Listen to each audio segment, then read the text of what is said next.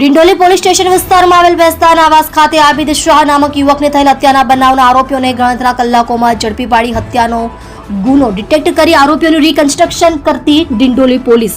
ગઈ તારીખ 24/2/2025ના બપોરના આશરે 2 વાગ્યાના સુમારે ડિંડોલી એસએમસી બેસ્તાન આવાસ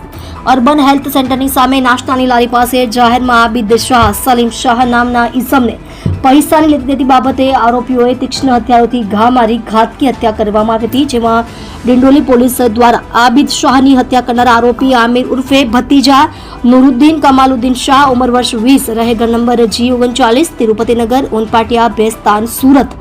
છોટુ ઉત્તમ સપકાળે ઉંમર વર્ષ 21 રહે ઘર નંબર 40 મહાદેવનગર 2 ભાડાના મકાનમાં ડિંડોલી સુરત, રાહુલ ઉર્ફે મારી કિશોર વાનખેડે ઉંમર વર્ષ 21 રહે આકાશભૂમિ સોસાયટી ભાડાના મકાનમાં પ્રેમનગર પાસે પાંડેસરા સુરત તેને પકડી પાડી હત્યા કરેલ સ્થળ પર રિકન્સ્ટ્રક્શન કરી કાયદેસરની કાર્યવાહી કરવામાં આવેલ છે। તમે જોઈ રહ્યા છો ગુજરાત સમ્રાટ news channel, chief editor Bhavesh પાટીલની સાથે।